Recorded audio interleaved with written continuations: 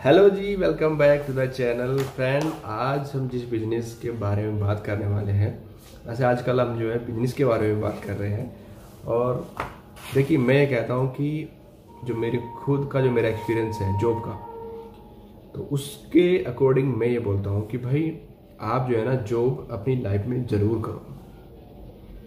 चाहे आप 1 साल ही क्यों ना करो, 2 साल ही क्यों ना करो, लेकिन जॉब अपनी लाइफ में ज़रूर करो। लेकिन आपका जो एंड है वो जॉब पर नहीं होना चाहिए। आप चाहे 5 साल करो, 10 साल करो, नो प्रॉब्लम, बट आपका एंड जो है जॉब पर नहीं होना चाहिए। और इसी को ध्यान में रखते हुए आजकल हम थोड़ा थोड़ा बिजनेस की तरफ भी बढ़ रहे हैं। ठीक है, तो खैर ये A4 पेपर के बारे में हम बात करने वाले हैं। A4 पेपर ये सब जगह, ऑफिस में, स्कूल, कॉलेज, आपकी स्टूडेंट लाइफ में भी आजकल सब जगह यूज होता है। तो आज मैं आपको बताना चाहता हूँ कि किस तरीके से अगर आप इंटरेस्टेड हो इसका होलसेलर बिजनेस का, इसका होलसेल बिजनेस कैसे स्टार्ट कर सकते हैं आप, कहाँ से स्टार्ट कर रहे हैं, क्या क्या रिक्वायरमेंट होगी, कहाँ से आपने स्टार्टिंग करनी है, मिनिमम इन्वेस्टमेंट कितना होगा, वहाँ से इसके बारे में आज विस्तार से बात करते हैं। सबसे पहले मैं आपको बताना चाहूँगा, जो हम इसकी क्वालिटी जब हम इसको चेक करते हैं तो वो डिपेंड करता है आपके GSM। अब GSM क्या होता है? GSM मतलब ग्राम पर स्क्वायर मीटर, मतलब इसकी जो वन मीटर का जो इसका साइज है उसके अकॉर्डिंग पर मीटर कितना इसका वेट है। अब इसकी वेट कह लीजिए, क्वालिटी कह लीजिए, उसके अकॉर्डिंग इसका जो है क्वालिटी हम चेक करते हैं। अब ये अलग अलग होती है, GSM 20, 30 और 70, 80 इस तरह होता है। जैसे जो बढ़िया क्वालिटी मानी जाती है वो 70 to 80 के बिटवीन होती है। तो इस आधार पर इसकी क्वालिटी हम चेक कर सकते हैं। अब बात आती है कि इसको शुरू करने के लिए आपको किसी लाइसेंस की जरूरत पड़ेगी। तो भाई इसमें GST की अगर मैं बात करूँ, स्टार्टिंग में आप GST के ऊपर डिपेंड ना रहो। स्टार्टिंग में अगर आप बिना GST के भी स्टार्टिंग करोगे तो नो प्रॉब्लम। आप होलसेल में स्टार्टिंग कर रहे हो तो स्टार्टिंग में कोई प्रॉब्लम नहीं है। अगर 40 लाख से कम का आपका सिस्टम है तो उसमें बिना GST के भी ये चलेगा। उसके बाद बात आती है कि इसको करने के लिए, बिजनेस को करने के लिए गोडाउन की, तो आपको गोडाउन वगैरह छोटा मोटा जरूर स्पेस चाहिएगा। चाहे छोटा स्पेस है, कैसे भी आपका स्पेस है, और स्पेस ऐसा होना चाहिए जहाँ पर किसी तरीके की जो है पानी का प्रॉब्लम, इस तरह की चीज़ें ना हो, क्योंकि इसको जो बचाना है मॉइस्चर से बचाना है इसको, बहुत सारी चीज़ें हैं। पेपर है तो पेपर को आप कहाँ पर ज़्यादा सेफ रख सकते हैं वो आपको पता होगा। तो इसको ऐसी जगह पर आपने फिट करना है जहाँ पे आपको जो है मॉइस्चर वगैरह ये चीज़ें ना आए। अब बात करते हैं कि भाई इसका जो है रेट सिस्टम क्या है।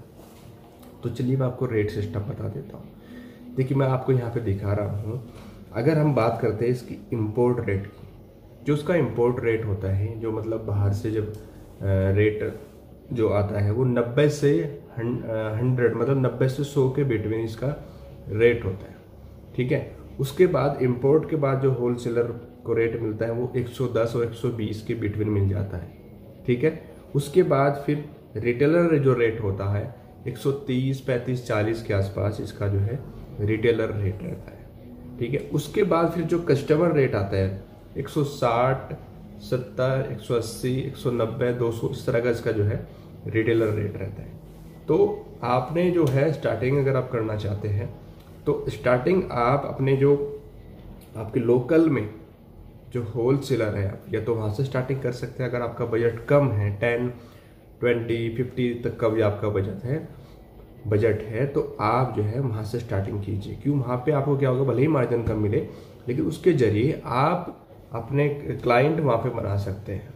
ठीक है, बहुत से लोग बोलते हैं कि इसके जो है पूरे रोल आते हैं, मैं फोटो लगाने की कोशिश करूँगा, वो रोल लेकर आइए और फिर उसकी मशीन लेकर आइए, वहाँ पे आप स्टार्टिंग कर सकते हैं। ये भी तरीका है इसका एक।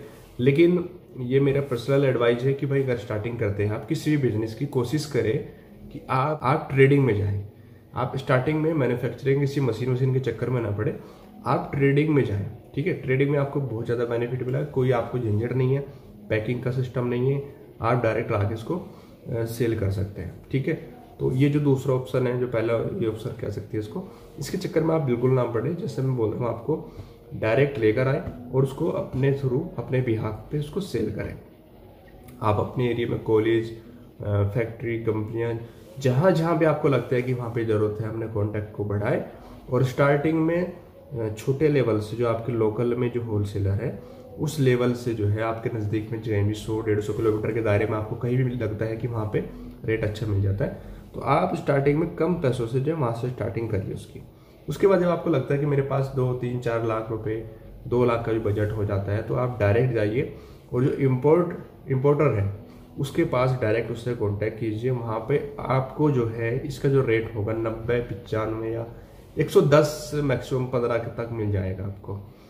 तो वहाँ से आपको बेनिफिट होगा अगर आप अच्छे खासी क्वांटिटी में वहाँ से लेकर आओगे। लेकिन वो कोशिश करें पहले अपने कुछ क्लाइंट अपने तैयार कर लिया, तब आप वहाँ पर जाएं। स्टार्टिंग जो है कोशिश करें कम बजट में ही, चाहे कम मार्जिन पे काम करें और अपने लोकल से ही रिटेल में उसको बेचने की कोशिश करें। बात आती है कि भाई आपको जो है इम्पोर्टर्स कहाँ से मिलेंगे, तो उसके लिए तो आपको मार्केट जो है वो करना पड़ेगा, मार्केट होमवर्क आपने करना पड़ेगा। कोई भी बिजनेस है आप करना चाहते हैं तो उसके लिए मार्केट विजिट, मार्केट होमवर्क आप खुद कीजिए। तो विजिट कीजिए और विजिट करके वहाँ पे देखिए, सर्च कीजिए, होमवर्क कीजिए। उसके बाद अगर आप किसी बिजनेस को करना चाहते हैं वहाँ से स्टार्ट कीजिए। और फिर मैं कह रहा हूँ कि किसी मशीन के चक्कर में ना पड़े, स्टार्टिंग में आप ट्रेडिंग में आइए, ठीक है। अपने कस्टमर बनाइए। जब आप ट्रेडिंग में आएंगे, आपके कस्टमर बनेंगे, आपको लगेगा कि हाँ भाई इसकी जो है, अब जो भी आपका बिजनेस हो सकता है कि इसकी मेरी अब डिमांड बढ़ चुकी है, अब मैं खुद इसको जो है मशीन लगा के उसके प्रोडक्शन या फिर जो भी आप कर सकते हैं वो करना चाहता हूँ, तो फिर उसके बाद आप लेकर आइए तो ज़्यादा बेटर रहेगा। जहाँ पे आप इसको सेल कर सकते हैं वहाँ पर अपने कॉन्टैक्ट मजबूत बनाइए। उसके बाद फिर अगला जो स्टेप होगा आपका वो होगा इम्पोर्ट वाले, ठीक है। इम्पोर्ट में जाइए, वहाँ पे कॉन्टैक्ट कीजिए, फिर आप अच्छी खासी बल्क में वहाँ पे लेकर आइए। और ऐसे धीरे धीरे करके जो नेक्स्ट स्टेप होगा, एक दिन आपको जो है इम्पोर्टर की तरफ आप जाओगे, लेकिन स्टार्टिंग बिल्कुल पहले स्टेप से कीजिए, ठीक है। तो होप ये चीज़ें आपको जो मैं आपको बताने की कोशिश करता हूँ अपने लेवल पर। Thank you for watching.